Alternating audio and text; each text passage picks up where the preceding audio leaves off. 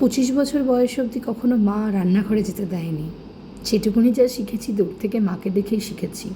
এখন প্রতিদিন অফিসে যাওয়ার জন্য বিভিন্ন রকম রান্না করতে হয়, তো ভাবলাম প্রত্যেক দিন কিছু কিছু রান্না প্রত্যেকের সাথে একটু শেয়ার করে নেব।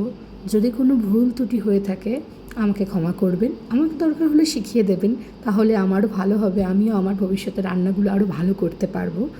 ভাবলাম প্রতিদিন যে রান্নাগুলো আমি করি তা সেগুলোকেই নয় আজ কারণ সবাইকে দেখছি আজ সবাই ভিডিও করছে, তো আমিও মনে হলো যে দেখি আমিও করতে পারি কি না।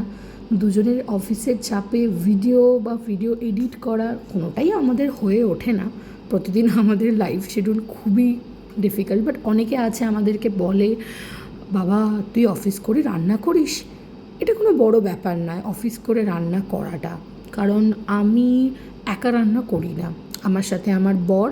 এই যে আমি যতটা রান্না করলাম এখন দাঁড়িয়ে দাঁড়িয়ে, এই প্রত্যেকটা পেঁয়াজ থেকে আলু থেকে সব কিছু আমার বরমশাই আমায় কেটে দিয়েছেন, তারপরে আমি রান্নাটা করেছি। চলো টিফিনটা গুছিয়ে ওকে দিয়ে দিই।